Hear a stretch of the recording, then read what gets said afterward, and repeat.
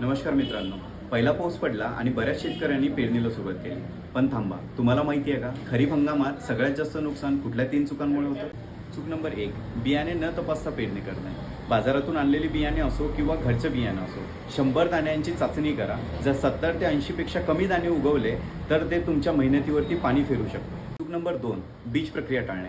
बरेच शेतकरी ही गोष्ट दुर्लक्षित करतात, पण पहिल्यांदाच बीज प्रक्रिया केली तर रोग कमी, कीड कमी आणि रोपांची दमदार वाढ होते. चूक नंबर 3, पहिल्या पावसातच पेरणी. हे सगळ्यात मोठं कारण असतं धुवान पेरणीचं. जमिनीत किमान 3 ते 4 इंच ओल आणि पुरेसा पाऊस झाल्याशिवाय पेरणी करू नका, नाहीतर बियाणं जळण्याचा आणि उगवण कमी होण्याचा धोका वाढतो. लक्षात ठेवा शेतकरी मित्रांनो, योग्य बियाणे, योग्य बीज प्रक्रिया आणि योग्य वेळची पेरणी म्हणजेच भरघोस उत्पादन. तर चला, यावर्षी नियोजनाने शेती करूया आणि भरघोस उत्पादन घेऊया. आणि मला कमेंटमध्ये नक्की कळवा तुम्ही यावर्षी कुठलं उत्पादन घेणार आहात तर.